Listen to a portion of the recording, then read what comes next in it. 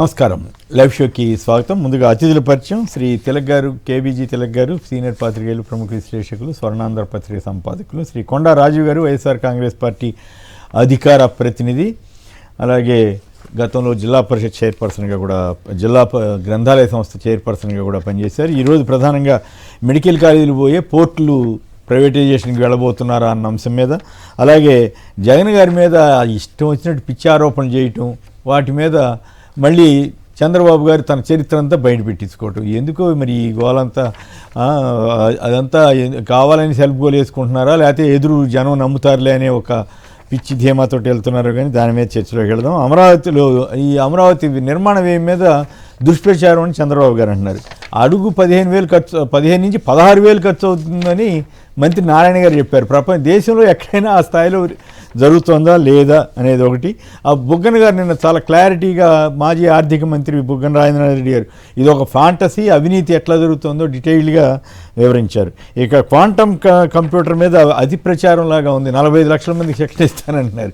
కానీ అసలు అది దానివల్ల వచ్చే ఉద్యోగాలే తక్కువని, 200లోనే ఉంటాయని తెలుగుదేశం మీద ఒక ఆయనే చెప్తా ఉన్నారు. మరి వీటన్నిటి మీద, అలాగే సమాజం కోసం రెడ్ బుక్ పెట్టానని లోకేష్ గారు కొత్త డైలాగ్ పెట్టుకున్నారు. అంటే ఒకటి అర్థమైందని, రెడ్ బుక్ బాగా అప్రతిష్ట పాలయ్యాననే సంగతి నేపథ్యంలో అనుకుంటా ఆయన రకంగా అంటున్నారు. అయితే మరోవైపు ఏకంగా మాజీ సీఎం గారి కుటుంబం మీదే ఇష్టం వచ్చినట్టు పోస్టు పెడితే కనీసం చర్య తీసుకోలేని ప్రభుత్వం, అది రెడ్ బుక్, అది సమాజం మంచి కోసం చెబుతుంటే జనం వినాలి. వీటన్నిటి మీద చర్చలోకి వెళ్దాం, వార్తల్లోకి వెళ్దాం. ముందుగా తెలంగాణ వార్తలు చూస్తే, ప్రోరాటా వద్దు, హైబ్రిడే కావాలి, లోక్సభ సీట్ల పెంపులో ఈ విధానం అనుసరించాలంటూ రేవంత్ రెడ్డి గారు మరోసారి గట్టిగా డిమాండ్ చేశారు. మహిళా బిల్లుపై రేవంత్ది వితండవాదం అంటూ ఆ వితండవాదం మానుకోని కిషన్ రెడ్డి గారు సలహా ఇచ్చారు. మరోవైపు దక్షిణాదికి అన్యాయం జరిగితే తమిళనాడులో పెద్ద ఉద్యమం చేస్తామని ఆ రాష్ట్ర ముఖ్యమంత్రి స్టాలిన్ గారు అన్నారు. బీఆర్ఎస్ది భూ రక్షణ, కాంగ్రెస్ది భూ భక్షణ అంటూ బీఆర్ఎస్ నేతలు వ్యాఖ్యానించారు. కాంగ్రెస్ డిఎన్లోనే దళిత వ్యతిరేకత ఉందంటూ మరో కథనాన్ని నమస్తే తెలంగాణ పత్రిక ఇచ్చింది. ఇక పోర్టులు, హార్బర్లపై వల ప్రైవేటు పరం చేసేందుకు బాబు సర్కార్ ప్రత్యేక మార్గదర్శకాలు, మత్స్యకారులకు తీవ్ర ద్రోహం చేసిన చంద్రబాబు, మాజీ మంత్రి సిదిరి అప్పలరాజు. ముందుగా తిలక్ గారు చెప్పండి, మెడికల్ కాలేజీలు అయిపోయినాయి, ఇవన్నీ అయిపోయినాయి, ఇక అమరావతి తప్ప. సరే, అమరావతి గురించి 2-3 అంశాలు ఉన్నాయి, దగ్గుబాటి గారు ఇవన్నీ మాట్లాడదాం. ఈ పోర్టులు ఇవాళ జగన్ గారు సందర్శించబోతున్నారు కదా, మరి ఎక్కడ ఎలాంటి అవాంతరాలు పెడతారో తెలియదు. కానీ పోర్టులు, హార్బర్ల మీద కూడా వల వేయటం ఏంటి? ఈ రకంగా ప్రభుత్వ సంపదని, ప్రజల సంపదని ప్రైవేట్ వారికి అప్పగించే ఆలోచన ఏమిటి? ఇంకోవైపు ఏమో సరే అప్పులు, ఆ గొడవ, అది వేరే విషయం. సో దీన్ని మీరు ఎట్లా సమర్థిస్తారా, వ్యతిరేకిస్తారా? నమస్కారం కేసీఆర్ రాజీవ్ గారికి నమస్కారం. చంద్రబాబు నాయుడు గారు ఇంకో 3 ఏళ్ళు ఉంది. ఈ 3 ఏళ్ల అధికార పదవి పూర్తయ్యే లోపు ఈ రాష్ట్రాన్ని అమ్మేస్తారు. ఎందుకంటే ఒకటి కాదు కదా, ఒక రంగం కాదు కదా, ఒక ఏరియా కాదు కదా, అన్ని ప్రైవేటైజేషన్, అన్ని అమ్మకాలే ఇష్టారాజ్యంగా చేస్తున్నారు. అసలు ఈ రాష్ట్రాన్ని ఏం చేయదలుచుకున్నారు? ఒక పక్కన అప్పులు, ప్రతి మనిషి తల మీద కూడా లక్షల కొద్ది అప్పులు. ఈ రాష్ట్రాన్ని అప్రూపాలు చేసి వడ్డీలు కట్టలేక ఇబ్బందులు పడే పరిస్థితి తీసుకురావటం. రెండో పక్కన ఉన్న ప్రభుత్వ ఆస్తులని కూడా ప్రైవేట్ పరం చేయడం. ఇది అభివృద్ధి అంటారా? అభ్యుదయం అంటారా?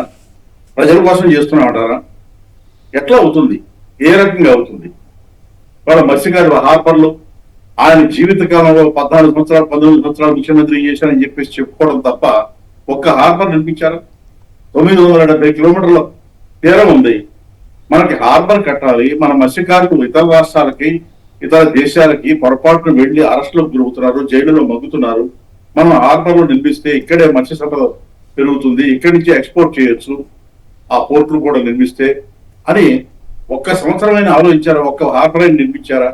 జగన్మోహన్ రెడ్డి ఆ దూరదృష్టితో 10 హార్బర్లు నిర్మించడానికి ప్రయత్నం చేస్తే వాటిని ప్రైవేట్ పరం చేయడం ఆలోచన, రెండో ఆలోచన లేదా? ప్రైవేట్ వాళ్ళకి ఇవ్వడం, సంపద సృష్టించుకోవడం, తన సంపద పెంచుకోవడం.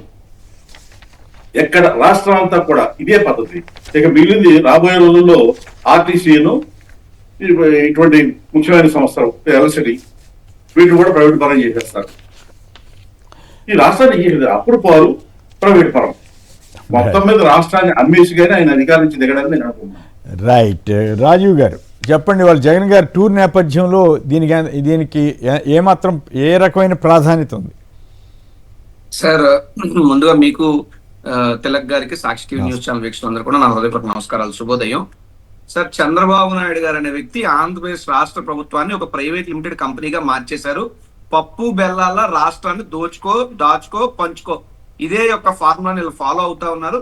ఖచ్చితంగా తిలక్ గారు చెప్పినటువంటి మాటతో నేను పూర్తిగా ఏకీపిస్తాను. ఎందుకంటే చంద్రబాబు నాయుడు గారు రేపు 2029లో ఎటు అధికారంలోకి రాడు. 2029లో మళ్ళీ అధికారంలోకి వచ్చి ముఖ్యమంత్రి అయ్యేది వైఎస్ జగన్మోహన్ రెడ్డి గారు. ఈ విషయం అందరికీ ఇప్పటికే అర్థమైంది.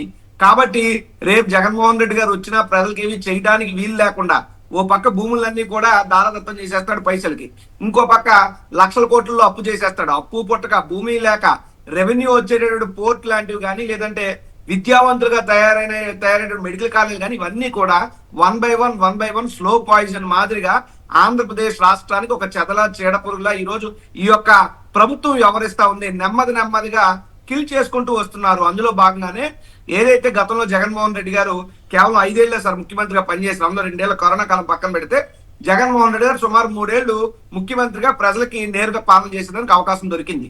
అయితే ఈ 3 ఏళ్ల కాలంలోనే జగన్మోహన్ రెడ్డి గారు 4 పోర్ట్లు, 10 ఫిష్ ల్యాండింగ్ సెంటర్లు, ఫిషింగ్ హార్బర్లు, 26,000 పైచిల కోట్లతో జగన్మోహన్ రెడ్డి గారు వెచ్చించి ఈ రాష్ట్ర దిశను మార్చడానికి ఒక ఋషిలా పనిచేస్తే ఈ రోజు చంద్రబాబు నాయుడు ప్రభుత్వం వచ్చి నీళ్ళు అవుతుంది దాదాపు.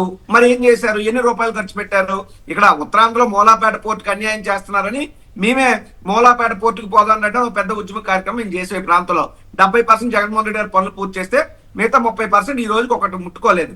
అదే విధంగా ఈ రోజు ఇక్కడ ఉన్నటువంటి జువెల్దిన పోర్ట్ కానీ, ఇవన్నీ కూడా ఫిషింగ్ హార్బర్ సంబంధించి మొత్తం మత్స్యకారులకు వెన్నుపోటు పొడుస్తున్నారు. ఎందుకంటే ఈ 10 ఫిషింగ్ హార్బర్స్ కనుక పూర్తయి ఉంటే 555 మత్స్యకార గ్రామాలకి సుమారు 6 లక్షల పైచిలకు మత్స్యకారులందరికీ కూడా వారి భవిష్యత్తు అద్భుతంగా మారేటువంటి అవకాశం. కానీ ఇవన్నీ మానేసి ప్రజలు అక్కర్లేదు, విద్యార్థులు అక్కర్లేదు, మత్స్యకారులు అక్కర్లేదు, ప్రాంత అభివృద్ధి అక్కర్లేదు, కావాల్సింది ఏమిటి అంటే ఏ రకంగా ప్రైవేట్ వాడికి పంచి పెడదాం, పప్పు బెల్లాల్లాగా ఏ విధంగా కిక్ బ్యాక్స్ తీసుకుందాం, ఏ విధంగా తమ సొంత సంపదని సృష్టించుకుందాం అనే పనే తప్పితే ఎక్కడా కూడా మత్స్యకారులకు కానీ రాష్ట్ర ప్రజానికానికి కానీ మంచి చేసే ఉద్దేశం లేదు.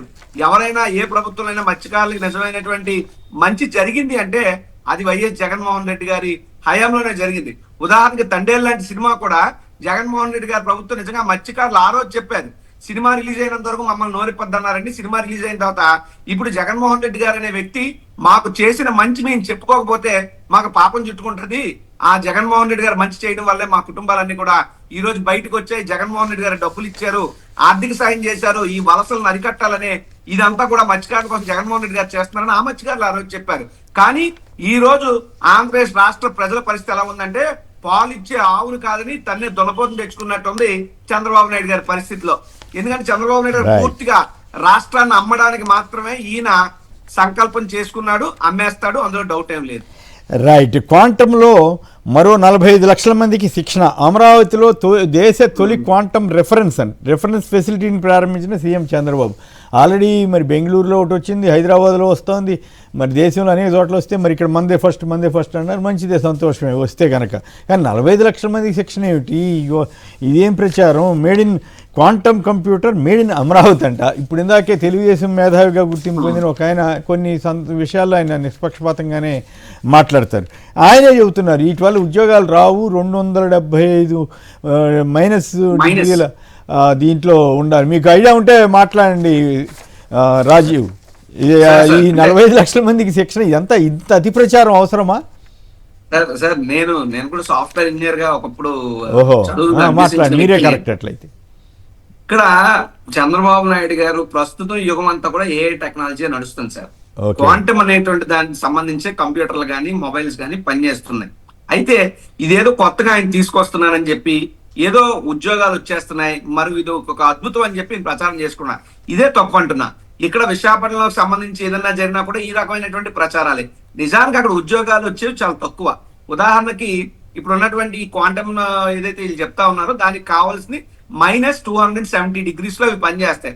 అంత -270 ఉండాలంటే అసలు ఏ రకమైనటువంటి వాతావరణ మౌలిక వస్తు సదుపాయాలు ప్రభుత్వం కల్పించాల్సి ఉంటది వాళ్ళకి అనేటువంటిది చాలా భారీ ఖర్చు కదా. చాలా భారీ ఖర్చు సార్, చాలా భారీ ఖర్చు. ఇంకొక విషయం ఏంటంటే ఈ దాదాపు అందులో 2 కంపెనీల పేర్లు ప్రస్ఫుటంగా వాళ్ళు చెప్పడం జరిగింది. అవును. క్వాంటమ్ క్యూబిటెక్, క్యూబీ ఫోర్స్, ఈ 2 కంపెనీల పేరు చెప్పారు. ఆ క్యూబీ ఫోర్స్ అనే కంపెనీ జస్ట్ ఒక 4 నెలలు అయింది. ఆ కంపెనీ ₹1,00,000 ఇన్వెస్ట్మెంట్ తో కంపెనీ స్టార్ట్ అయ్యి, అటువంటి కంపెనీతో వందల వేల కోట్ల పెట్టుబడులు వచ్చేస్తాయా, లేదా కంపెనీ లక్షల మందికి శిక్షణ ఇచ్చేయగలరా? అసలు ఏం చెప్తున్నారు? బుర్ర ఉన్నాడు ఎవడని ఈ రకమైనటువంటి మాటలు మాట్లాడతారా? కాబట్టి చంద్రబాబు నాయుడు గారు దేన్నన్నా పట్టుకుని, గోరంత దాన్ని పట్టుకుని కొండంతని ప్రచారం చేయడంలో చంద్రబాబు నాయుడు గారు చాలా అందవేసిన చెయ్యి, సిద్ధహస్తుడు. ఆ ప్రచారాలు నమ్మితే ప్రజలు మోసపోక తప్పదు. నేను ఒకటే చెప్తున్నా, ఆంధ్రప్రదేశ్ రాష్ట్రంలో చాలా దుర్మార్గంగా చేస్తా ఉన్నాను. అమరావతి పేరు చెప్పి అమరావతి ప్రాంత అభివృద్ధికి వైఎస్ఆర్ కాంగ్రెస్ పార్టీ వ్యతిరేకం కాదు. అమరావతితో పాటు మచిలీపట్నం అభివృద్ధి చెందాలి, విజయవాడ అభివృద్ధి చెందాలి, గుంటూరు అభివృద్ధి చెందాలి, ఉత్తరాంధ్ర అభివృద్ధి చెందాలి, రాయలసీమ అభివృద్ధి చెందాలి.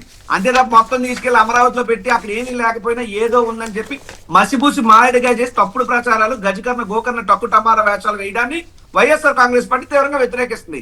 అమరావతిని ఒక ఫేస్ మాస్క్ ఇదంతా అడ్డు పెట్టుకుని అవినీతి చేసుకోవడానికి వీళ్ళు ఆశపడుతున్నారు, ఆశయంగా పనిచేస్తున్నారు తప్ప ప్రజలకి లేదా ఇప్పుడు తెస్తున్నటువంటి దీని వల్ల ఏదో గొప్పగా వచ్చేస్తుంది, ఆంధ్రప్రదేశ్ రాష్ట్ర దశ దిశ మారిపోద్ది అన్నది అయితే అబద్ధం సార్. ప్రచారాలు ఆర్భాటాలకు మాత్రం ఇది పరిమితం అవుతాం. పైగా అసలు 45 లక్షల మందికి శిక్షణ ఎట్లా ఇస్తారు, ఎందుకు ఇస్తారు? ₹1,00,000 కంపెనీ అని మీరే చెబుతున్నారు. ఇంకో విశేషం ఏంటంటే, ఒకటేమో యూనివర్సిటీ క్యాంపస్ లో ఒక ఫెసిలిటీ సెంటర్ అంట, రెండోది మేధా టవర్స్. అది ఎవరు కట్టించారంటే రాజశేఖర రెడ్డి గారి టైంలో కట్టించినటువంటి బిల్డింగ్. మంచిదే, ఎప్పుడైనా వాడుకుంటే సంతోషమే, కానీ బట్ మొత్తం అంతా తనే చేశానన్న దానికి కరెక్ట్ కాదని ఆయనే రుజువు చేసుకున్నట్లుగా అయ్యింది. మీరేమంటారు తిలక్ గారు? మీరు చెప్పినట్టు గన్నవరం మేధా టవర్స్ ముందు ఎన్టీ రామారావు ముఖ్యమంత్రిగా ఉండగా ఎలక్ట్రానిక్ కార్పొరేషన్ చైర్మన్ గా వెంకటేశ్వర గారు ఉండేవారు. ఓ బిల్డింగ్ కట్టించారు ఎలక్ట్రానిక్ కాంప్లెక్స్ కి. అవును, ఎందుకు వదిలేశారు? ఎన్టీ రామారావు మీద కక్షతో. అందువలన Gannavaram area electronic complex develop కాకుండా అసలు ఉమ్మడి రాష్ట్రంలో మొట్టమొదటి ఎలక్ట్రానిక్ కాంప్లెక్స్ గన్నవరంలో శంకుస్థాపన చేశారు. దాన్ని ఎన్టీ రామారావు మీద కక్షతో దాన్ని సర్వనాశనం చేసి గన్నవరంలో అభివృద్ధి చెందకుండా చేశారు. ఇవాళ మాయమాటలు చెప్పి 56 లక్షల మంది స్టూడెంట్స్ కే సరిగా ఫెసిలిటీస్ చదువు చెప్పలేని వాళ్ళు 45 లక్షల మంది ట్రైనింగ్ ఇచ్చేస్తారా? ఏం అబద్ధాలు నిలివి? వైజాగ్ లోనేమో ఆ డేటా సెంటర్ కి లక్షల ఉద్యోగాలు వచ్చేస్తాయి, ఇక్కడ క్వాంటమ్ వ్యాలీకి లక్షల ఉద్యోగాలు వచ్చేస్తాయి. ఈ రాష్ట్రంలో జనం ఏమి ఉండరు, అంతా ఉద్యోగస్తులే. కాదు, మళ్ళీ వాళ్ళు అఫీషియల్ గానే గూగుల్ డేటా సెంటర్ ద్వారా వచ్చే ఉద్యోగాలు 200 అని వాళ్ళే గవర్నమెంట్ లెక్కలు చెప్తారు. 200 కాదు 1000 అనుకుందాం పోని, మనమన్నా ఉదారంగా. గతంలో 14-19 మధ్యలో ముఖ్యమంత్రిగా ఉండగా ఈనాడులో వార్త వచ్చింది, ఫస్ట్ పేజీలో పెద్ద టవర్ బొమ్మ వేసి విజయవాడ ఆటనగర్లో నిర్మించారని, ఐటీ టవర్ అని చెప్పేసి వేశారు. ఇది ఇప్పుడు మనకు తెలియకుండా విజయవాడలో ఎప్పుడు కట్టారని చెప్పేసి నేను చూస్తే వెరిఫై చేస్తే ఆ దక్షిణ కొరియాకి సంబంధించిన ఫోటో అది. ఇంత అబద్ధాలు ప్రచారం చేస్తే ఈ పత్రికలు వాళ్ళ ప్రయోజనాల కోసం, వాళ్ళ బంధువులకి రాజ్యసభ సభ్యత్వాల కోసం, కాంట్రాక్టుల కోసం, వాళ్ళ ఆర్థిక ప్రయోజనాల కోసం రాష్ట్రంలో ప్రజలను మభ్యపెట్టే విధంగా వార్తలేయటం చంద్రబాబు గారిని ఆకాశానికి. ఇది ఒక మాఫియా ముఠాగా తయారైంది ఈ తెలుగుదేశం పార్టీకి మద్దతు ఇచ్చేటువంటి మీడియా. వీళ్ళ మాటలు నమ్మితే రాష్ట్రంలో ఉద్యోగాలు కాదు కదా, సర్వనాశనం అవుతారు. రాష్ట్రం ముందు అమ్ముడు పోకుండా కాపాడుకోవాల్సిన బాధ్యత ఈ రాష్ట్ర ప్రజల మీద ఉందని చెప్పేసి నేను అనుకుంటున్నాను. రైట్. మంత్రులకు సింగపూర్లో శిక్షణ హాస్యాస్పదం. జైలుకెళ్లిన సింగపూర్ మంత్రితో శిక్షణ ఇప్పిస్తారా? గతంలో రైతుల్ని ఇలాగే తీసుకెళ్లి మోసం చేశారు. వైసీపీ నేత మాజీ ఎంపీ మార్గాని భరత్ వ్యాఖ్య. అయితే ఆసక్తికరంగా హాట్ టాపిక్గా మారిన Pavan Lingamaneni Singapore tour Telugu gateway అనే ఒక వెబ్సైట్ వాళ్ళు ఆసక్తికరంగా ఒక వార్త ఇచ్చారు. నిజమేనండి, ఈ మంత్రులకి సింగపూర్ శిక్షణ ఏమిటి? 2 ఏళ్ల తర్వాత పవన్ కళ్యాణ్ గారు మరి అందరికి చెప్పెళ్ళారు, రహస్యంగా వెళ్ళారు. అక్కడికి వెళ్ళి లింగమనేని గారితో కలిసి సింగపూర్ టూర్ వెళ్ళటం ఏంటి? దీంట్లో ఏమైనా రహస్యాలు ఏమైనా ఉన్నాయా? అలాగే మంత్రులకి శిక్షణ అక్కడేమి ఇప్పిస్తారు తిలక్ గారు? సార్, అమెరికా వాళ్ళకే పాఠాలు నేర్పుకున్నాకు ఉంది అని చెప్పేసి చంద్రబాబు నాయుడు స్వయంగా చెప్పుకున్నారు కదా. నిక్సన్కి చెప్పాను, వాళ్ళకి చెప్పాను, వీళ్ళకి చెప్పారని. సింగపూర్ లో వాళ్ళకి ట్రైనింగ్ ఇప్పించడానికి ఈయన పాఠాలు చెప్పొచ్చు కదా. కాదు, అసలు అదంతా ఒక చిన్న హైదరాబాద్ అంత సిటీ లేదా ఇంకొంచెం పెద్ద సిటీయో చిన్న సిటీయో సుమారుగా ఉంటుంది కదా. అక్కడికి వెళ్ళి వీళ్ళు నేర్చుకునేది ఏముంటుంది? ఇక్కడ సిస్టమ్స్, అక్కడ సిస్టమ్స్, ఇక్కడ పద్ధతులు, అక్కడ పద్ధతులు. ఇక్కడికి మళ్ళీ అక్కడ కూడా రెడ్ బుక్లు ఇట్లాంటివి ఏమైనా ఉన్నాయా? వాటి గురించి ఇంకేమైనా తెలుసుకుని వస్తారా? అదే వీడు వెళ్ళిన మంత్రులు వెళ్ళిన మంత్రులు వాళ్ళ పేర్లు కూడా చూడండి. అవును. అంతా చంద్రబాబు గారు కోటరై. ఎవరెవరు వెళ్తున్నారు? అంతా వాళ్ళ కోటరైనే. కోటరీకి సంబంధించిన వాళ్ళు వెళ్తున్నారా? మరి పవన్ కళ్యాణ్ గారు పారదర్శకత గురించి చాలా గొప్ప మాటలు చెప్పారు అధికారంలో రాకముందు నుంచి కూడా. ఇప్పుడు ఆయన ఎక్కడికి వెళ్తుంది కూడా పొద్దున్న హైదరాబాద్ వెళ్తాడు, సాయంత్రం విజయవాడ వస్తాడు, మధ్యాహ్నం ఇంకో చోటుకి వెళ్తాడు. ఇప్పుడు ఎవరు సింగపూర్ వెళ్తాడు. సింగపూర్ అధికారం ముఖ్యమంత్రి గారు సింగపూర్ వెళ్తే పక్కన ఆయన ఎందుకు వ్యాపారస్తుడు?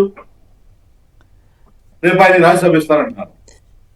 ఓహో, అచ్చా. ఈ మీరు చెప్పేది పవన్ కళ్యాణ్ గారి గురించా? పవన్ కళ్యాణ్ గారి టూర్ ఎందుకు, సింగపూర్ ఎందుకు వెళ్ళినట్లు ఆయన? అంత వ్యాపారం అయి ఉంటుంది ఆయన. అంత మించి ఇప్పుడు రహస్యంగా వెళ్ళారంటే అందులో వాస్తవం ఉందా? అసలు ఆ వార్తలో వాస్తవం ఉన్నట్టేనా? ఉంది సార్. ఇప్పుడు నిన్న నుంచి ఆ వార్త ఉంది. ఇంతవరకు ప్రభుత్వం నుంచి ఖండన రాలేదు.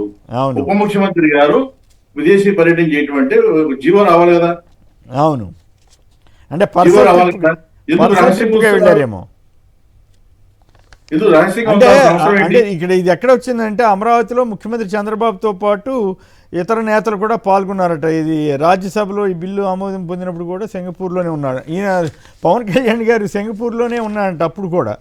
ఏది రాజ్యసభలో ఈ చర్చ జరిగినప్పుడు అమరావతి రాజధాని చట్టబద్ధత కల్పించిన తీర్మానంపై చర్చలో పాల్గొన్న తర్వాత పవన్ కళ్యాణ్ గారు సింగపూర్ బయలుదేరి వెళ్ళినట్లు బీజేపీ ఎంపీ ఒక ఆయన చెప్పారంట.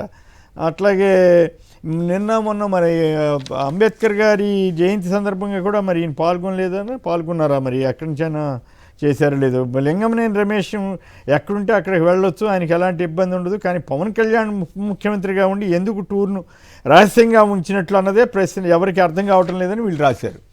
తిలక్ గారు లింగమనేని రమేష్ గారు ఆయన రాజ్యసభ ఇస్తారు, సింగపూర్ తీసుకెళ్తారు. ఎందుకంటే చంద్రబాబు నాయుడు గారికి ఇల్లు ఇచ్చారు, ఈయనకేమో ఎక్కడో 28 లక్షల తక్కువ రేటుకి ల్యాండ్ ఇచ్చారు పవన్ కళ్యాణ్ గారికి. అది కాకుండా ప్రతిరోజు పవన్ కళ్యాణ్ గారి దగ్గర జరిగే దందాలకి సూత్రధారి లింగమనేని రమేష్ గారు. ఇంకా ఆయన రాజ్యసభకి ఎవరికి ఇస్తారు? ఆయన వెంట పెట్టుకెళ్లకుండా సింగపూర్ ఎవరు వెంట పెట్టుకెళ్తారు? అవకాశవాదానికి పని కట్టుకుని ఇప్పుడు ఎందుకు వెళ్ళినట్లు అనేది నాకు అర్థం కావట్లేదు.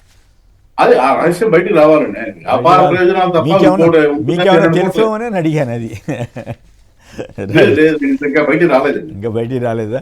రైట్. రాజీవ్ గారు చెప్పండి, ఏమిటి పవన్ కళ్యాణ్ గారు వీళ్ళు టూర్ అంట, మంత్రులకి శిక్షణ ఇవ్వాల్సినంత అవసరం ఏమొచ్చింది? సింగపూర్లో ఇప్పిస్తారట సార్. ఒకటి తిలక్ గారు చెప్పిన పాయింట్ మంచి పాయింట్ అది. ఎందుకంటే చంద్రబాబు నాయుడు గారు 40 years ఇండస్ట్రీ, టెలిఫోన్ ఆయనే కనిపెట్టిన దగ్గర నుండి, సింధు గారికి బ్యాడ్మింటన్ నేర్పించే దగ్గర నుండి సర్వకళా ప్రావీణ్యుడు చంద్రబాబు నాయుడు గారు. అందులో కూడా బాగా ఆయనకు అలవాటైనటువంటి కళ అబద్ధాలు చెప్పడం, వెన్నుపోటులు చేయడం, ప్రచారాలు చేయటం. ఇందులో మాత్రం ప్రపంచంలో ఒలింపిక్స్ పెడితే ఖచ్చితంగా ఈ 3 విభాగాల్లో ఇండియాకి గోల్డ్ మెడల్ తేగలిగినటువంటి సత్తా, సమర్థత చంద్రబాబు నాయుడు గారికి ఉంది. కాబట్టి అటువంటి పరిస్థితుల్లో వాళ్ళ ఎవరి దగ్గరకో పంపించే కంటే ఈయనే సెక్షన్ ఇచ్చేస్తే సరిపోద్ది కదా. అంటే ఈయనకి సెక్షన్ ఇవ్వడం తెలియదు అంటారా? లేకపోతే ఈయన చెప్పిన మాటలు మంత్రులు వినట్లేదా? లేదా వీళ్ళు అక్కడికి పోయి ఏదైనా లాలూచి వ్యవహారాల్లో లేదా దొంగచాట కిక్ బ్యాక్స్ వ్యవహారాలు దేనికైనా వెళ్ళారనేటువంటి అనుమానాలు ఉన్నాయి. ఏదైనప్పటికీ ప్రభుత్వం చెప్పాల్సినటువంటి బాధ్యత ప్రభుత్వం మీద ఉంటది. ఉదాహరణకి జీవీఎంసీ లాంటి ఒక చిన్న స్థాయి కార్పొరేషన్, అంటే లోకల్ బాడీస్ లో విశాఖపట్నం అనేటువంటి గ్రేటర్ విశాఖ మున్సిపల్ కార్పొరేషన్, మా సిటీలో మా కార్పొరేటర్ల అవగాహన టూర్ కోసం పక్క రాష్ట్రాలు విదేశాలకు వెళ్తేనే ఓపెన్ గా పేపర్ పబ్లికేషన్ ఇచ్చి ఇగో ఇంత ఖర్చు అవుతుంది, వీళ్ళు వెళ్తున్నారు అవగాహన కోసం అని చెప్తారు. అలాంటప్పుడు మంత్రులు వెళ్తున్నప్పుడు ఏంటి, ఎందుకు వెళ్తున్నారు, ఎక్కడెక్కడికి వెళ్తున్నారు, ఎవరు వారితో, ఏ అధికారులు వాళ్ళతో వెళ్తున్నారు అనేది చెప్పాల్సిన బాధ్యత ఉంటుంది. చెప్పలేదు. 2, ఇప్పుడు ఏదైతే పవన్ కళ్యాణ్ గారి గురించి మీరు అడుగుతున్నారు, వాస్తవానికి పవన్ కళ్యాణ్ గారు ఇంత ముందు యాజ్ అ ఫిల్మ్ స్టార్ గా కూడా ఆయనకి చాలా క్రేజ్ ఉండేది, అది వాస్తవం. ఇప్పుడు ఉప ముఖ్యమంత్రి అయ్యారు. సో ఖచ్చితంగా ఉప ముఖ్యమంత్రి వ్యక్తి విదేశాలు వెళ్ళారే అనుకోండి, ఆ భద్రతా ఏర్పాట్లు, ఏ భద్రతా సిబ్బంది ఆయన కూడా వెళ్తున్నారు, అసలు వ్యక్తిగత భద్రతా సిబ్బందిని లేకుండా పవన్ కళ్యాణ్ గారు విదేశాలు వెళ్లాల్సిన అవసరం ఏమొచ్చింది? అక్కడ ప్రభుత్వం తరపున వెళ్ళారా, లేదా ఆయన సినిమా షూటింగ్ పని మీద వెళ్ళారా, లేదా వ్యాపార లాలూచీల కోసం వెళ్ళారా? దేనికోసం పవన్ కళ్యాణ్ గారు వెళ్ళారో కనీసం ఉప ముఖ్యమంత్రి కార్యాలయం అనేటువంటిది ఒక అధికారిక ప్రకటన రిలీజ్ చేయాల్సిన బాధ్యత ఉంది. అంటే పవన్ కళ్యాణ్ గారు కానీ కూటమి ప్రభుత్వం కానీ ఎంత బాధ్యత రాహిత్యంతో పనిచేస్తున్నారు అన్నదానికి 2 ఉదాహరణలు. ఎవరు ముఖ్యమంత్రి అయినా ఉప ముఖ్యమంత్రి అయినా ఖచ్చితంగా ప్రజలకి జవాబుదారీతనం ఉండాలి. ఖచ్చితంగా అకౌంటబిలిటీ అనేటువంటిది ముఖ్యం. కానీ ఈ ప్రభుత్వం దగ్గర అకౌంటబిలిటీ లేదు, రెస్పాన్సిబిలిటీ లేదు, లాయల్టీ లేదు అనేటువంటిది చాలా సుస్పష్టంగా కనబడుతుంది. ఇంకా 2వ విషయం, పవన్ కళ్యాణ్ గారు ఊర్లు వెళ్ళిపోతుంటే మీరు ఏదో అనుకున్నారు. నాకు అనిపించినటువంటి ఉద్దేశం ఏంటంటే, ఎప్పుడైనా రాష్ట్రంలో కాస్తో కోస్తో ప్రచారానికి ఇలా వాడుకునే కార్యక్రమాలు ఏమైనా జరిగితే దాని క్రెడిట్ మొత్తం చంద్రబాబు గారు, నారా లోకేష్ గారు తీసుకుంటున్నారు. పవన్ కళ్యాణ్ గారిని సైడ్ చేస్తున్నారు అనే దానికన్నా వాళ్ళు పవన్ నువ్వు పక్కెళ్ళిపోమ్మ, పక్కెళ్ళి ఆడుకోమ్మ పవన్ అనగానే ఆయన పక్క జరిగిపోతున్నాడు. ఉదాహరణకి అమరావతి బిల్లు సరే ఆమోదం పొందిందని చెప్పారు. అప్పుడు ఓన్లీ లోకేష్ గారే టీవీ ముందు నిలబడి చప్పట్లు కొట్టేసి లోకేష్ గారే కూర్చుని లోకేష్ గారే ఏదో తెచ్చేసినట్టు అందులో క్రెడిట్ పవన్ కళ్యాణ్ గారికి ఎందుకు ఇవ్వరు? అంటే పవన్ కళ్యాణ్ గారు ఎంతసేపు ఇలా రాజకీయం అనే ఆటలో అట్టిపండుగానే మిగిలిస్తున్నారా ఇలా అడుగుతున్నా. రెండోది, Visakhapatnam Google data centre Jaganmohan Reddy గారు అప్పట్లో ఆదాని డేటా సెంటర్, దాన్ని కూడా మాట్లాడితే లోకేషే ప్రచారం చేసుకుని లోకేషే హైలైట్ చేసుకునేటువంటి పరిస్థితులు పవన్ కళ్యాణ్ తాలూకా పాత్ర ఈ ప్రభుత్వంలో ఏమీ లేదా? ఇక 3, ఏదైతే క్వాంటమ్ సంబంధించిన మొత్తం క్రెడిట్ అంతా చంద్రబాబు లోకేషే. పవన్ కళ్యాణ్ కేసు అంత సత్తా లేదా, లేదా పవన్ కళ్యాణ్ పని చేయట్లేదా? ఏంటి ఉద్దేశం అంటే ఇదంతా కూడా ఒక మోకమ్మడ గేమ్ ప్లాన్. ఎట్టి పరిస్థితుల్లో పవన్ కళ్యాణ్ అనే వ్యక్తిని ఈ రాష్ట్ర ప్రభుత్వం హైప్ చెయ్యదు, ఎలివేషన్ ఇవ్వదు, మంచి చేసినా బయటికి రాదు. అటు చూసి ఇటు చేసి కాలం గడిచే కొద్దీ పవన్ కళ్యాణ్ నెత్తిన ఏదో స్కామ్ నెత్తిన మొట్ట చెప్పేసి పవన్ కళ్యాణ్ వాడుకున్నంత కాలం వాడుకుని కూరలో కరివేపాకులో తీసి పవన్ కళ్యాణ్ ఈ కూటమి ప్రభుత్వం విసిరేస్తుంది. ఆయనే ఏం జరిగినా భరించాల్సిందే అని జనసేన వాళ్ళు చెబుతున్నాడు. మీరెందుకు బాధపడతారు? ఇప్పుడు ప్రధానమంత్రి మోడీ గారిని కలిశారు లోకేష్ గారు, రాష్ట్రపతి గారిని కూడా కలిశారు. నిజంగానే మరి ఇతర పార్టీల వాళ్ళు కూడా కలవాలి కదా ప్రముఖులు. పవన్ కళ్యాణ్ గారు ఆయనకే ఇబ్బంది లేనప్పుడు మీరెందుకు బాధపడతారు? పవన్ కళ్యాణ్ గారి అదృష్టం, జనసేన పార్టీకి దురదృష్టం ఏంటంటే పవన్ కళ్యాణ్ అనే వ్యక్తి రాజకీయంగా చంద్రబాబు నాయుడు గారికి బాండెడ్ బానిసగా తయారైపోయాడు. అది ఆయనకేమో అదృష్టం కాసులు కురిపిస్తుంది. కాబట్టి జనసేన కార్యకర్తలకి నాయకులకి దురదృష్టం. ఎందుకంటే కష్టపడి కూడా ఈరోజు దెబ్బలు కాస్తా ఉన్నారు వాళ్ళంతా, కష్టపడి అవమానాలు పడతా ఉన్నారు వాళ్ళంతా, జెండా కూలీలుగా ముద్రేసి ప్రచారం చేస్తున్నారు. అయినా సరే పవన్ కళ్యాణ్ గారు అవన్నీ భరించాల్సిందే అని అంటారు. ఎందుకు భరిస్తారు? ఎవరు భరిస్తారు? ఆత్మాభిమానం, ఆత్మగౌరవం, స్వయం కృషి ఉన్నాడు ఎవడు భరించడు, బానిస మాత్రమే భరిస్తాడు. కాబట్టి ఆ బానిసత్వానికి చంద్రబాబు నాయుడు గారికి పవన్ కళ్యాణ్ గారికి ఉన్న లింక్ ఏంటో పవన్ కళ్యాణ్ గారు చెప్తే తప్ప ఎవరికి అర్థం కాదు. రైట్. పోలీసులు టీడీపీ నేతల మెప్పు కోసమే పోలీసులు దాష్టికాలకు పాల్పడుతున్నారని జగన్ గారు నిన్న ధ్వజమెత్తారు. ఆయన్ని సోషల్ మీడియా కన్వీనర్, వేమూరు నియోజకవర్గ కన్వీనరు బాణాల తనీష్ బాబు కలిశారు. ఆయన మీద, ఆయన కుటుంబ సభ్యుల మీద పోలీసులు చేసిన దౌర్జన్యం మొన్న మనం చూసాం కదా. సోషల్ మీడియాలో బూతులు రాసిన ఆంధ్రజ్యోతి యజమాని రాధాకృష్ణ గారి జోలికి ఏమో వెళ్ళట్లేదు, ఆయన మీద ఎన్ని ఫిర్యాదులు చేసినా దాని గురించి ప్రశ్నించిన సోషల్ మీడియా వాళ్ళ జోలికి మాత్రం పోలీసులు వెళ్ళి ఇష్టారాజ్యంగా వ్యవహరిస్తున్నారు. వాళ్ళు వెళ్ళి నేను జగన్ గారిని కలిశారు. సీఎం లిఫ్ట్పై లేఖి మాటలు అంటూ వైసీపీ నేతలపై పయ్యావులు ఫైర్ అయ్యారట. ఇది ఓట్ల కోసం భావోద్వేగాలు. అసలు భావోద్వేగాలు రెచ్చగొట్టడంలో మిమ్మల్ని మించి ఎవరున్నారు సార్? తెనాలి కేంద్రంగా న్యూడ్ వీడియో కాల్స్ దందా. ఏమో వీళ్ళు మొత్తం మీద అక్కడ ఎవరు రైల్వే కోడూరు ఎమ్మెల్యే స్ఫూర్తి తీసుకుని కూటమి ప్రభుత్వంలో ఇలాంటివన్నీ జోరుగా సాగిపోతున్నాయి. ఏంపాడు కూటమి నేతల వేధింపులతోనే రైతు ఆత్మహత్య. మాజీ ఉప ముఖ్యమంత్రి నారాయణ స్వామి వద్ద బాధిత కుటుంబ సభ్యుల రోదన. రామానాయుడు పల్లిలో బాబు మృతదేహానికి నివాళులర్పించిన నారాయణ స్వామి. ఈయనెవరో పాపం రైతు ఎడుపల్లిలో పేద రైతు బాబు ఆత్మహత్య చేసుకున్నారంటే కూటమి నేతల దీని వేధింపుల వల్ల. కొత్త పింఛన్ల కోసం ఎదురుచూపులు. 6 లక్షల దరఖాస్తులు పెట్టుకున్నారని చెప్పి ఎల్లో మీడియా రాసింది. మరి వాళ్ళు ఏ ఉద్దేశంతో రాశారో కానీ అమరావతిపై దుష్ప్రచారం చేస్తున్నారని చంద్రబాబు గారు అంటున్నారు. దాని మీద మళ్ళీ చర్చలోకి వెళదాం. ఇక వివేక హత్య కేసులో విచారణ అడ్డుకునేందుకు సునీత కుయుక్తులు. నరహంతకుడు దస్తగిరికి బెయిల్ ఇస్తే కనీసం సునీత వ్యతిరేకించలేదు. వచ్చే ఎన్నికల వరకు కేసు పూర్తి కాకుండా చేసే యత్నం అంటూ నిన్న కోర్టులో వాదనలు వినిపించారు భాస్కర్ రెడ్డి గారి తరఫున లాయరు. ఇక సమాజం బాగు కోసమే రెడ్ బుక్. రాజారెడ్డి రాజ్యాంగంతో జగన్ విధ్వంసం చేస్తుంది మీరు కదా. ఇప్పుడు అన్నీ అసలు మాటలు ఎందుకు సమాజం కోసం అంటే ఇష్టారాజ్యంగా కేసులు పెట్టడం, అరాచకాలు చేయటం, ఇళ్ళు పడగొట్టడం, కోల్చడం, ఇవన్నీ సమాజం కోసం చేశారా?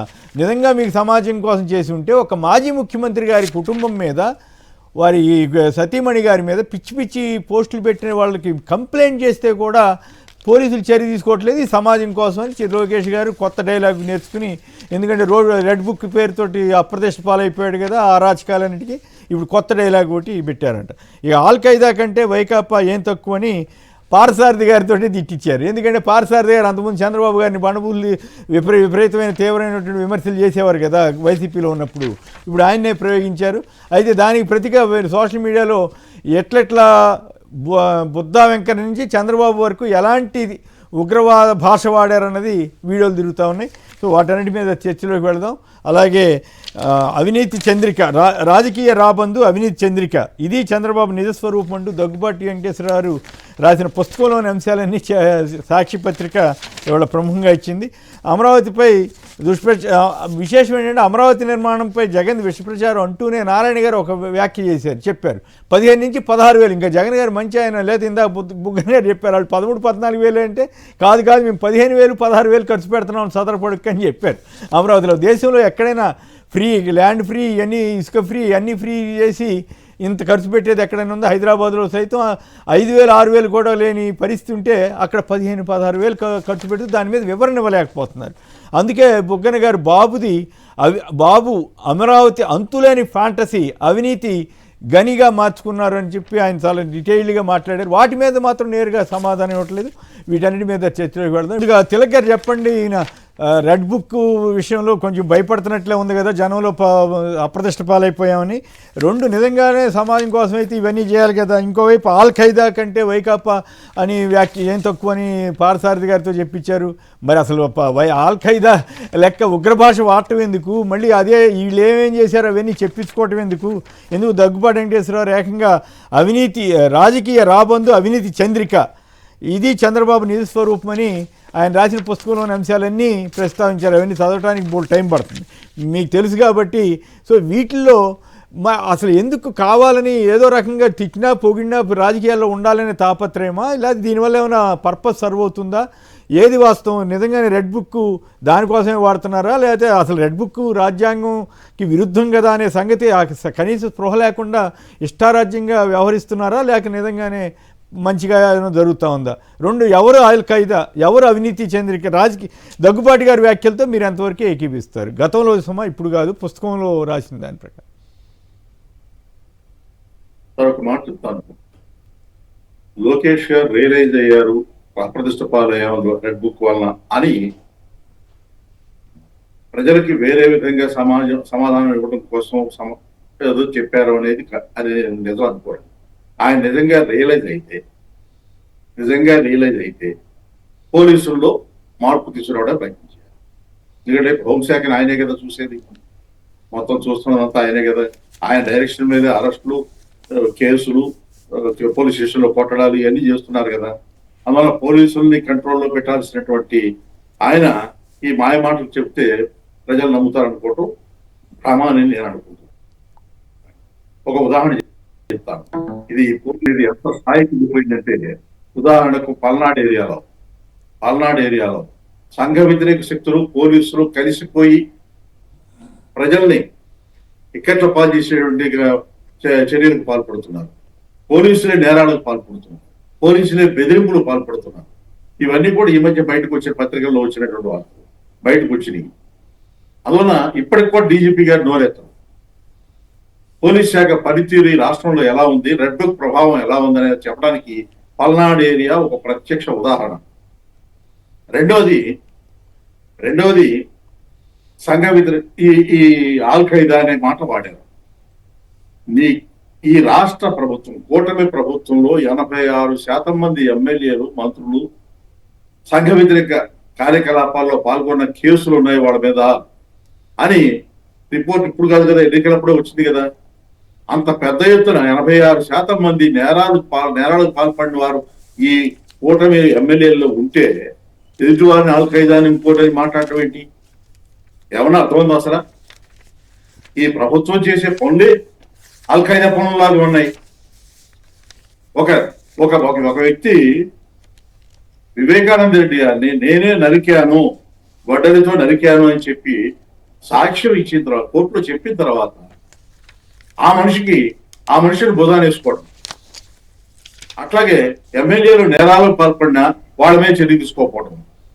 అట్లాగే చిన్నారుల మీద అత్యాచారాలకు పాల్పడిన వారు ఏమయ్యారు, అసలు వాళ్ళని అరెస్ట్ చేశారా లేదా చెప్పరు.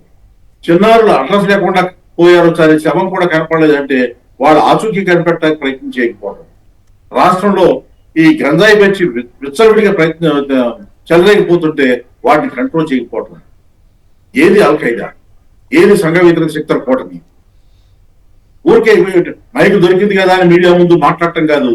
ఇవాళ నేను ఇంకొక మాట కూడా చెప్పదలుచుకున్నాను. పార్థసారథి గారు ఇవాళ మాట్లాడుతున్నారు.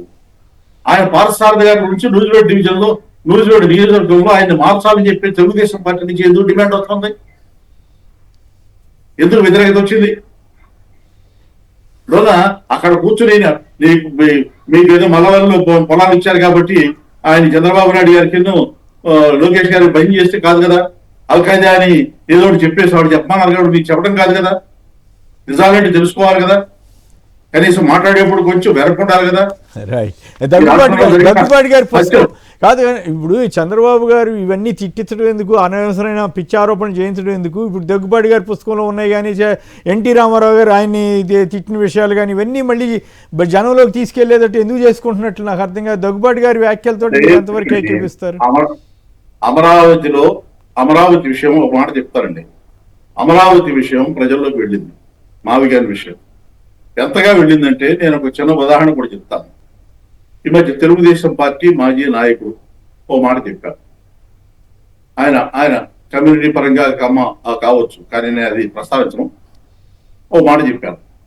ఆయన ఏమన్నారంటే కమ్మాసులో కూడా చర్చ మొదలైందండి.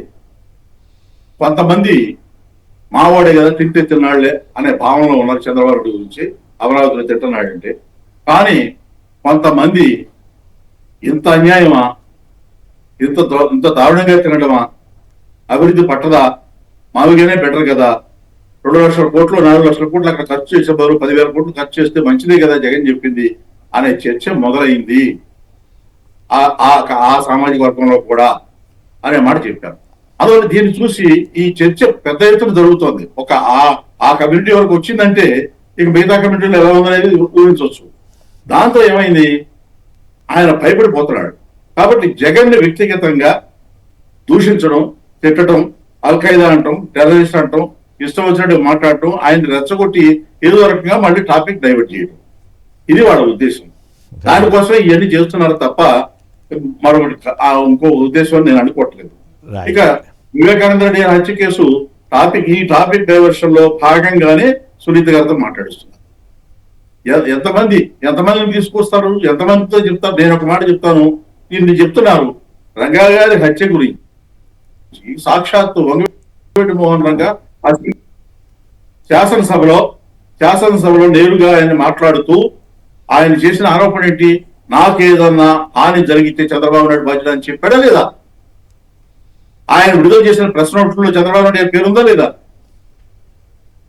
దానికి సమాధానం చెప్పలే. పింగళ దశరథరామ హత్యవానికి ఎవరున్నారు? బగిరి గోపాల్ అప్పుడు జరిగినప్పుడు ఆ గేమ్ లో ఎవరున్నారు? బగిరి గోపాల్ అన్నది అతని పేరు ఏరుకి ఎన్టీ రామారావు మీద దాడి చేసినాడు మల్లెల బాబ్జీ.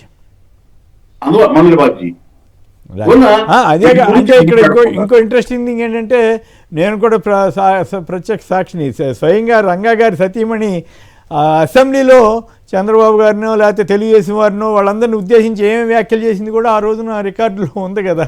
అలాగే ఆయన కుమారుడు ఆయన పేరేంటి రాధాకృష్ణ, ఆయన ఓపెన్గా బహిరంగ సభల్లోనే చెప్పాడు కదా. ఇక వాటి గురించి అదే అన్ని ఉండగా కూడా దగ్గుబాటి గారి పుస్తకం, ఎన్టీ రామారావు గారి వీడియో ఇవన్నీ ఉండగా కూడా వీళ్ళు ఇంత ధైర్యంగా ఎట్లా మాట్లాడతారు అనేది నాకు అర్థం కాదు. రైట్. తింటున్నాడు అనుకోని ఉండి, చంపుతున్నాడు అనుకోని ఉండి, అరెస్ట్ చేస్తున్నాడు ఏమని అనుకోని ఉండి, ఆయన ఏమాత్రం వాళ్ళ పర్పస్ వాళ్ళకి సర్వ్ కావాలంటే. ఏమాత్రం సిగ్గుపడ్డాయి. రాజీవ్ ఆయనకి కావాల్సింది అంటే ఆ అమరావతిలో దోపిడీ ఆగకూడదు. రైట్. రాజీవ్ గారు ఆయన అంచనాలు అవాస్తవాలు ప్రచారం చేస్తున్నారన్నారు. ఎవరు చెప్పారు? మీ నారాయణ గారే చెప్పారు, మీ మంత్రి గారే 16,000 రూపాయలని. ఇంకెవరు అవాస్తవాలు చెబుతున్నారు? ఆయనే కదా చెప్పింది. అవును. 14,000 అని చెప్పారు, 11 నుంచి 14 అని చెప్పారు. ఈయన 15 నుంచి 16 అని చెబుతున్నాడు. ఈయన 16 చెప్పాడు. మరి ఇంకా ఎవరు అవాస్తవాలు ప్రచారం చేస్తున్నట్టు? అందువల్ల ఆయన ఈ దుష్ప్రచారాలు ఇవన్నీ కూడా చేసేది కేవలం అమరావతిలో దోపిడీ ఆగకుండా ఉండటం కోసం, జగన్ గారి దృష్టి పక్కకు మళ్లించడానికి, ఆయన మీద అవినీతి ఆరోపణలు, హత్య కేసులు, టెర్రరిస్టులు అంటాం, కాల్ఖైదా అంటాం ఇవన్నీ చేస్తున్నారని నేను భావిస్తున్నాను. Right, okay Rajiv. సార్ ఇప్పుడు ఏదైతే మీరు రెడ్ బుక్ గురించి మాట్లాడారో లోకేష్ గారు ఏదైనా పరివర్తన వచ్చిందా ఇంకోటి అనేది భయపడ్డాడు, అందుకే డైలాగ్ మార్చారు. అంతకుముందు ఏంటి దౌర్జన్యం చేయిస్తానన్నట్టుగా ఉండేది, ఇప్పుడు సమాజం అంటే ఏ సమాజం కోసం చేయిస్తున్నాడు ఆయన ఇట్లా అరాచకాలు? స్వయంగా మీరంతా మీ మహిళా నాయకులంతా ధర్నా చేయాల్సి వచ్చింది కదా. ఒక మాజీ ముఖ్యమంత్రి గారి కుటుంబం మీద అరాచకంగా పోస్టులు పెడితే అది రెడ్ బుక్ సమాజం కోసం ఎంత? సార్ అది పేరుకి రెడ్ బుక్ కానీ నిజానికి బ్లడ్ బుక్. పేరుకి రెడ్ బుక్, నిజానికి బ్లడ్ బుక్. ప్రజల రక్తాన్ని, వైఎస్ఆర్ కాంగ్రెస్ పార్టీ నాయకుల కార్యకర్తల రక్తాన్ని కూడా ఒక జరగలా పీల్చేసి రాష్ట్రాన్ని సర్వనాశనం చేసేదానికి లోకేష్ గారు పెట్టుకున్నటువంటి ఒక ఆయుధం, దాని పేరు రెడ్ బుక్, బ్లడ్ బుక్. అయితే నేను ఒకటే చెప్తున్నాను, ఏదైనా సరే పురాణ ఇతిహాసాల నుండి చూసుకొచ్చినా సరే దేనికైనా ఒక లిమిట్ అనేది ఉంటది.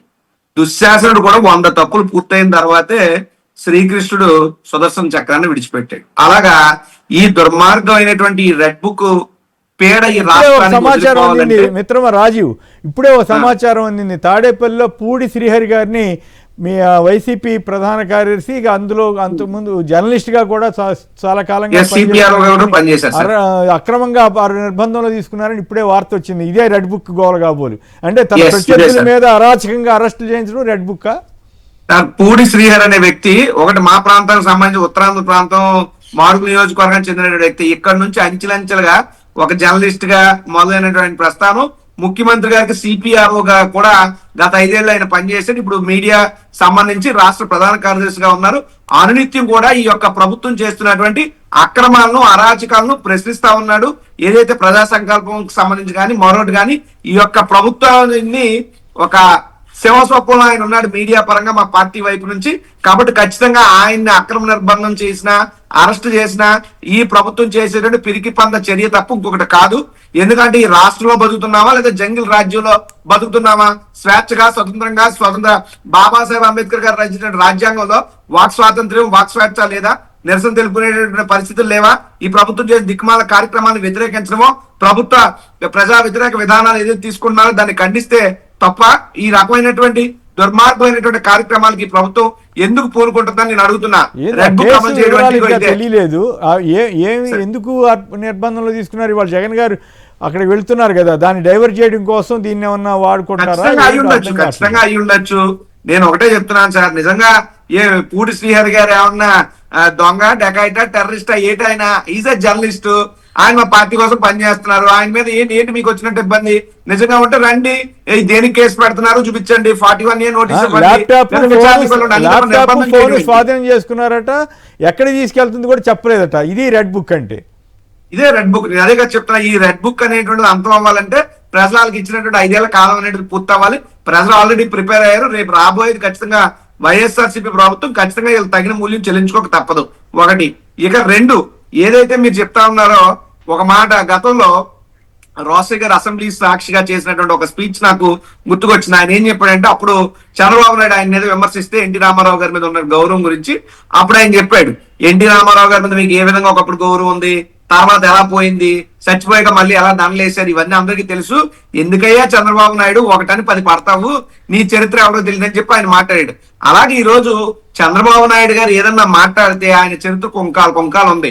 ఈ రోజు గతంలో పవన్ కళ్యాణ్ గారు చంద్రబాబు నాయుడు గారిని ఏ విధంగా తిట్టారు, గతంలో కన్నా గారు చంద్రబాబుని ఏ విధంగా తిట్టారు, గతంలో ఆనంద్ రామనారాయణ రెడ్డి గారు చంద్రబాబుని ఏ విధంగా తిట్టారు, లేదా గతంలో కొలుసు పార్థసారథి గారు ఏ విధంగా చంద్రబాబు నాయుడు గారిని తిట్టారు, ఇదంతా చరిత్ర మర్చిపోదు. అయితే చంద్రబాబు నాయుడు గారికి ఉన్నటువంటి అతి గొప్ప ఏమంటారు దాన్ని, ఒక టాలెంట్, ఎవరినైనా సరే మేనేజ్ చేయగలడు. 2 దారులు, అయితే లొంగ తీసుకో, లేకపోతే ఫినిష్ చేసి పక్కకు తోసే. ఈ 2 చంద్రబాబు నాయుడు గారికి తెలిసినటువంటి ఆలోచనలు. లొంగ తీసుకోవడంలో బాగా సక్సెస్ఫుల్ అయింది పవన్ గారు, కన్నా గారు, ఆనంద్ గారు, పోలీసు గారు. లేదు ఫినిష్ చేసే కార్యక్రమాలంటే ఇక పెద్దలు చెప్పారు కదా ఇందాక 2-3 పేర్లు. ఆ రకంగా బెల్లి లలిత గారి దగ్గర నుండి, ఎన్టీ రామారావు గారి దగ్గర నుండి, రంగా గారి దగ్గర నుండి ఎవరినైనా క్యారెక్టర్ అసాసినేషన్ చేయడం ద్వారా లేదా ఫిజికల్ ఎలిమినేషన్ ద్వారా ఏ రకంగా రాజకీయంగా అడ్డు తొలగించుకోవాలనేటువంటిది ఆయనకు అద్భుతంగా తెలుసు. కాబట్టి ఇందులో సిద్ధాస్తుడు, ప్రావీణ్యుడు.